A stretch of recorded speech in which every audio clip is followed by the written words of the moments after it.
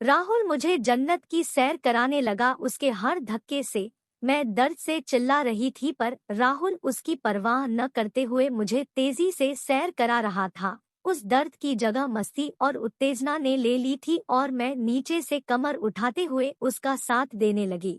मेरा नाम पुष्पा है और मैं 24 साल की हूँ।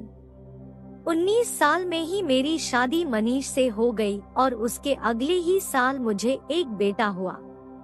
शायद मेरा शरीर उस वक्त तैयार नहीं था, इसलिए डिलीवरी के वक्त बहुत दिक्कतें हो गई और उसकी वजह से मैं बाद में कभी गर्भ धारण नहीं कर पाई थी।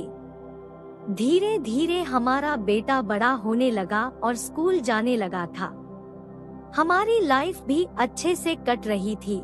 मैंने शादी के पहले किसी से संबंध नहीं रखे थे और शादी के बाद भी मनीष से कभी बेवफाई नहीं की थी। सब कुछ अच्छा चल रहा था, पर जिंदगी ने अजीब मोड़ लिया और सब कुछ बदल गया।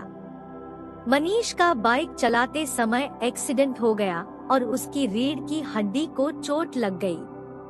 उसे रिकवर होने में और अपने पैरों पर खड़ा होने में 1 साल लगा, पर वह पहले की तरह चल नहीं सकता था। थोड़े दिन बाद उसने ऑफिस जाना शुरू कर दिया। ऑफिस में मनीष को आसान काम दिया था, पर उनकी पगार भी कम कर दी थी। इस वजह से मैंने भी पार्ट टाइम जॉब शुरू कर दी थी। एक्सीडेंट के बाद हमारी लाइफ भी खत्म हो गई थी। उस वक्त मेरी उम्र सिर्फ 24 साल थी। अभी भी मैं जवान ही थी। बहुत बार उंगली से या फिर कोई चीज से अपनी प्यास बुझाने का प्रयास करती, पर उससे मेरी प्यास कहाँ बुझने वाली थी। मनीष भी मेरी बेपसी देखकर खुद को लाचार समझते और मुझसे माफी मांगने लगते। ऐसे ही दिन बीतते गए। अपनी शारीरिक भूख को मैंने अनदेखा कर दिया था, पर उसका परिणाम मेरी सुंदरता पर और मानसिक स्थिति पर होने लगा था। उन्हीं दिनों हमारे पास के घर में 3 बैचलर लड़के रहने आ गए थे। तीनों ने अभी अभी कॉलेज खत्म किया था और वे सब जॉब करते थे। उसमें से राहुल से हमारी थोड़ी बहुत पहचान हो गई। उन तीनों की शिफ्ट में जॉब थी, इसलिए तीनों का एक साथ मिलना मुश्किल था। वैसे तो हमारी सोसाइटी में सब कुछ पास ही था, पर कुछ जरूरत पड़ती थी तो ही राहुल हमारे यहाँ आ जाता। राहुल अक्सर मनीष के साथ बातें करने हमारे घर आता। वह हमारे बेटे संग भी घुल मिल गया था। कुछ दिनों में उसके रूम पार्टनर कर चले गए और राहुल अकेला ही रह गया। एक बार होली के दिन वह हमारे घर रंग खेलने आया। मनीष का एक्सीडेंट होने के बाद मैंने होली खेलना, सजना संवरना छोड़ दिया था। बेटा अपने दोस्तों के साथ खेल रहा था कि तभी दरवाजे की घंटी बज उठी। मैंने दरवाजा खोला तो सामने राहुल खड़ा था। वो हरे लाल रंगों से रंगा हुआ था। हैप्पी होली भाभी, वह बोला। राहुल, मुझे रंगों से एलर्जी है, मुझे रंग मत लगाना, मैं उसे रोकते हुए बोली। सिर्फ एक टीका, रंग नहीं लगाऊंगा। मनीष भाई, आप बोलो ना भाभी को। मनीष की तरफ देखते हुए वह बोला। पुष्पा, लगाने दो उसे, सिर्फ एक ही टीका लगाने को कह रहा है। मनीष से अनुमति मिलने के बाद वह खुश हो गया। उसने मेरे माथे पर तिलक लगाया और दूसरे हाथ से मुट्ठी भर रंग लेकर अचानक से मेरे गालों को रंग लगाने लगा। मैं बचने के लिए पलटी, तब तक उसने मेरे गालों को और गर्दन को रंग दिया था और छटपटाने की वजह से उसका हाथ गलती से मेरे उभारों पर चला गया। उसने मेरे छाती को और पीठ को भी रंग दिया। मैं वहां से भागकर मैं अंदर चली गई। इसके बाद राहुल ने मनीष को रंग लगाया और फिर बाहर होली खेलने चला गया। उस घटना के बाद बहुत कुछ बदल गया। कितने दिनों बाद मेरे बदन को किसी मर्द ने छुआ था। उस वक्त तो कुछ महसूस नहीं हुआ, पर नहाते हुए गर्दन, छाती को सहलाती तो राहुल का स्पर्श याद आता। उसने मेरे अंदर दबी इच्छा को फिर से जगा दी थी। कुछ दिन ऐसे ही कट गए। अब मनीष को भी प्रमोशन मिल गया और उसका वर्कलोड बढ़ गया था। एक्सीडेंट के बाद उसकी गाड़ी चलाने की कभी हिम्मत नहीं हुई, इसलिए मैं अक्सर राहुल को ही साथ लेकर बाजार जाती।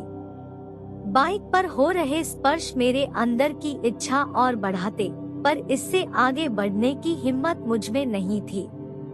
मनीष के प्रमोशन की वजह से अब मुझे नौकरी करने की जरूरत नहीं थी, तो मैंने भी जॉब करनी बंद की और घर पर रहकर बच्चे की देखभाल करने लगी। सब कुछ ठीक चलने लगा था। कोई 2-3 दिन हो गए थे, राहुल हमारे घर नहीं आया था, तो मैंने उसके घर जाकर दरवाजा खटखटाया। उसने दरवाजा खोला तो मैं उसे देखकर घबरा गई। अरे राहुल, क्या हुआ? कुछ नहीं भाभी, बस थोड़ा बुखार आ गया है। डॉक्टर ने रेस्ट करने को बोला है, राहुल कहराते हुए बोला। हे भगवान, तुम्हें तो बहुत तेज बुखार है, चलो लेट जाओ। उसके माथे पर हाथ रखा तो मैंने पाया कि उसका पूरा बदन जल रहा था। मैंने उससे फिर पूछा, कुछ खाया है कि नहीं? टिफिन नहीं आया, आने के बाद खा लूंगा। कोई जरूरत नहीं, मैं अभी बना कर लाती हूँ। और तुमने कमरे में कितनी गंदगी कर रखी है। वो कुछ नहीं बोला।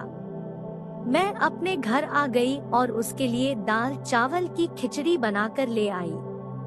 वो मना करने लगा, लेकिन मैंने जबरन उसे खिलाई। फिर उसे दवाई खिलाकर सुला दिया। उसके बाद मैंने उसके रूम की अच्छे से सफाई की। शाम तक उसका बुखार कम हो गया। थैंक्स भाभी। 2 दिन से बुखार कम नहीं हो रहा था, आपने तो 3 घंटे में ही उसे भगा दिया। अब टिफिन में से कुछ मत खाना, मैं रात को खाना बना कर लाती हूँ, मैं उससे बोली। ओके डॉक्टर, वह मुझे चढ़ाते हुए बोला। शैतान, देखो तो अब बुखार कितना है। मैंने अपना हाथ उसके माथे पर रखा तो उसने अपना हाथ मेरे हाथ पर रख लिया और बोला, थैंक्स भाभी, आपको मेरी कितनी चिंता है। उसके अचानक हुए स्पर्श से मेरा दिल जोर से धड़कने लगा। मैं अपने आप पर काबू पाते हुए वहाँ से घर चली आई। 2 दिन में वो बिल्कुल ठीक हो गया और ऑफिस भी जाने लगा। उन 2 दिन में हमारी नजदीकियां और भी बढ़ गई थी, पर हमने अभी भी अपनी मर्यादा नहीं तोड़ी थी। दिवाली का समय चल रहा था। हमने घर को पेंट करवाने की सोची। घर में सब उथल पुथल हो गया था, तो खाना बनाने के लिए मैं राहुल के घर के किचन का इस्तेमाल करने लगी। दिन भर घर में पेंटर होते थे, तो दोपहर को आराम करने के लिए मैं राहुल के घर चली जाती। एक दिन मैं राहुल के घर में दोपहर को आराम करने गई थी। काम की थकान से मुझे कब नींद आ गई, मुझे पता नहीं चला। अचानक मुझे अपने पेट पर कुछ महसूस हुआ। नींद की वजह से कुछ समझ में नहीं आ रहा था कि वह सच था या कोई सपना। मैं कुछ देर वैसे ही पड़ी रही। धीरे धीरे वह स्पर्श मेरे उभारों के नीचे महसूस होने लगा। अब मेरा रोम रोम उत्तेजित होने लगा था। लगभग 2 साल बाद मैं अपने अंदर रोमांच महसूस कर रही थी और आंखें बंद करके लेटी हुई थी। कुछ देर बाद वह स्पर्श मेरे पेट पर से नीचे सरक कर मेरी नाभि को सहलाने लगा था, फिर वहां से सरक कर मेरी कमर पर आ गया। कुछ देर वहीं रुकने के बाद वह स्पर्श मेरे सलवार के नाड़े की तरफ बढ़ा और अगले ही पल मेरा नाड़ा खोलकर वह स्पर्श नीचे के पास महसूस होने लगा। आधी नींद में मेरे मुंह से सिसकारी निकल गई और वह स्पर्श वहीं रुक गया। मैं आंखें बंद कर वैसी ही लेटी रही और थोड़ी ही देर बाद वह स्पर्श और नीचे चला गया। उस स्पर्श से मेरी नींद पूरी खुल गई और मैं उठकर खड़ी हो गई। सामने देखा तो राहुल बाजू में बैठा था। राहुल, तू यहाँ पर? नींद की वजह से मैं भूल गई थी कि मैं उसके घर उसके बेड पर लेटी हूँ। फिर वह बोला, भाभी सो सॉरी।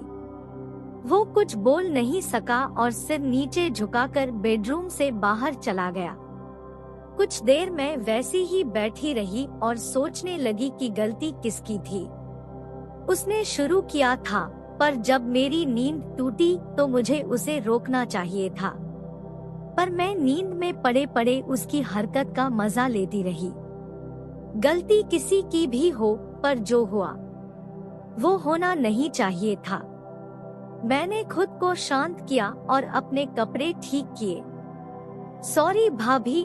बेडरूम से बाहर आते वक्त मेरे कान पर शब्द पड़े, पर मैं सीधा अपने घर चली आई। अब मैंने उसके सामने जाना बंद कर दिया। वह भी हमारे घर आने में हिचकिचाने लगा। मेरे घर में पेंट आदि का काम भी पूरा हो गया था। फिर दिवाली के वक्त मनीष ने राहुल को खाने पर घर बुलाया। वह रात को घर आया। वो मेरे बेटे के लिए एक ड्रेस और मिठाई लाया था। खाना खाते वक्त 2-4 बार हमारी नजरें मिली। उसकी आंखों में शर्मिंदगी झलक रही थी। मुझे उसके लिए बुरा लग रहा था, पर मनीष के वहाँ पर होते हुए मैं कुछ नहीं कर सकती थी। अगले दिन दिवाली थी। सुबह मेरे पति और बेटा दोनों सोए हुए थे। मैंने उठकर घर की सफाई की और आंगन में रंगोली बनाई। राहुल का घर पास में ही था, तो मैं वहाँ पर भी जाकर रंगोली बनाने लगी। तो आखिरकार आपने मुझे माफ ही कर दिया। अचानक हुई इस आवाज से मैं डर गई और सामने देखा राहुल तुम। मैं गाउन ठीक करते हुए खड़ी हो गई। भाभी मुझे माफ करो। उस दिन मैंने अपनी हद लांघ दी थी। राहुल प्लीज। मैं थरथरा रही थी। न जाने मुझे क्या सूझा कि मैं वहाँ से चली गई। एक तरफ मेरा पति था, जिससे मुझे 2 साल तक कोई शारीरिक सुख नहीं मिला था और आगे भी मिलने की कोई गारंटी नहीं थी। दूसरी तरफ राहुल था, जो मेरी सारी जरूरतें पूरी कर सकता था, पर उस पर भरोसा कैसे करूं? कल कुछ हो गया तो? किसी को पता चल गया तो? मेरा घर उजड़ सकता है। नहीं नहीं, यह सही नहीं है। कुछ पल के मजे के लिए इतनी बड़ी रिस्क मैं नहीं ले सकती। मैं रंगोली अधूरी छोड़कर अपने घर चली आ गई। घर में आकर घड़ी में देखा तो सुबह के 5 बजे थे। बेडरूम में जाकर देखा तो मेरे पति और बेटा दोनों सोए हुए थे। मैं हॉल में बैठी सोचने लगी। दिमाग में क्या चल रहा था, मेरी कुछ समझ नहीं आ रहा था। एक बात होती तो समझ में आता। दिमाग में विचारों का सैलाब उमड़ा था। अच्छा बुरा, नैतिक अनैतिक, समाज डर, सब विचार अपना पक्ष रख रहे थे। मेरे पैर अपने आप ही घर के बाहर निकल पड़े। बाहर सब कुछ शांत था, इतना शांत कि मैं अपनी धड़कनें भी सुन सकती थी। राहुल के घर से सामने जाकर मैंने दरवाजा खटखटाया तो दरवाजा अपने आप ही खुल गया। राहुल हॉल में ही बैठा था। भाभी आप? वह आश्चर्य से बोला। मेरे मुंह से शब्द नहीं निकल रहे थे। दिमाग में अभी भी उथल पुथल चल रही थी। मैंने उसके घर के अंदर आकर दरवाजा बंद कर दिया। भाभी क्या हुआ? वह मेरे तरफ आने लगा। धीरे धीरे वह मेरे करीब आता गया। उसने मेरे कंधे पर हाथ रखा। उस स्पर्श से मेरा रोम रोम हर्षित हो गया और मेरे अंदर सैलाब उमड़ पड़ा। उस सैलाब में सब भावनाएं बह गई और मैंने राहुल को कसकर पकड़कर उसके सीने से लग गई। मेरे अचानक से की गई इस हरकत से वह कुछ पल के लिए आश्चर्यचकित हो गया और मुझे दूर धकेलने की कोशिश करने लगा। मेरी बाहों की मजबूत पकड़ से वह असफल रहा। मेरे बदन की गर्मी पाकर अब वह भी पिघल गया और मुझे अपनी बाहों में भरकर मेरी पीठ को सहलाने लगा। दोस्तों, ये एक ऐसा सच्चा वाकया है कि इसको कम शब्दों में चाह कर पूरा नहीं लिखा जा सकता था। बहुत देर हम वैसे ही खड़े रहे। उसके हाथ मेरी पीठ पर घूम रहे थे और मेरे हाथ उसके चौड़े सीने पर। राहुल को मेरी स्थिति का अंदाजा हो गया और उसने खुद ही मेरा गाउन कमर तक ऊपर उठा लिया। मैं अपनी आंखें बंद करके उसके स्पर्श का मजा ले रही थी। करीब 2 साल बाद मैं यह सुख पा रही थी। 2 साल से इसके लिए तरस रही थी राहुल। जिंदगी में पहली बार इतनी एक्साइटमेंट महसूस की है मैंने। Thank you Rahul. मैं अपना गाउन ठीक करके उसके सोफे पर बैठ गई। राहुल भी मेरे बगल में बैठ गया। फिर राहुल ने मेरा हाथ पकड़कर मुझे उठाया। मुझे खड़ा करके उसने एक झटके में मेरा गाउन उतार दिया। अब मैं उसके सामने बिल्कुल प्राकृतिक अवस्था में खड़ी थी। उसने मुझे एक पल प्यार से देखा और फिर अपनी गोद में उठाकर मुझे बेडरूम में ले गया। अपने बेडरूम में जाकर उसने मुझे बेड पर बिठा दिया। इसी बेड पर कुछ दिन पहले राहुल ने मेरी इच्छा को जगाया था और आज इसी बेड पर हम जन्नत की सैर करने वाला थे। अब हम एक दूसरे की बाहों में लिपटकर एक दूसरे को रसपान करने लगे। फिर राहुल मुझे जन्नत की सैर कराने लगा। उसके हर धक्के से मैं दर्द से चिल्ला रही थी, पर राहुल उसकी परवाह न करते हुए मुझे तेजी से सैर करा रहा था। उस दर्द की जगह मस्ती और उत्तेजना ने ले ली थी। उस मस्ती की लहरों में झूलते हुए मैं नीचे से कमर उठाते हुए उसका साथ देने लगी। उस वक्त सब भूलकर मैं उसके हर धक्के पर सिसकियां भर रही थी। फिर हमारा कार्यक्रम खत्म हुआ। फिर मैं उसके आंखों में आंखें डालकर बोली, कैसी लगी? यही मेरा तुम्हारे लिए दिवाली गिफ्ट था। हैप्पी दिवाली। हैप्पी दिवाली पुष्पा। हम कुछ देर वैसे ही एक दूसरे की बाहों में पड़े रहे। उस दिन से यह सिलसिला चलता रहा। कुछ दिन बाद राहुल की शादी हो गई, पर हफ्ते में 1-2 दिन वह मेरे साथ जरूर बिताता है। दोस्तों, यहीं पर मेरी कहानी समाप्त होती है। आप लोगों को यह कहानी अच्छी लगी हो तो वीडियो को एक लाइक कर दीजिए और आगे इसी प्रकार के और कहानी पढ़ने के लिए चैनल को भी सब्सक्राइब कर बेल आइकन को प्रेस कर लीजिए। धन्यवाद।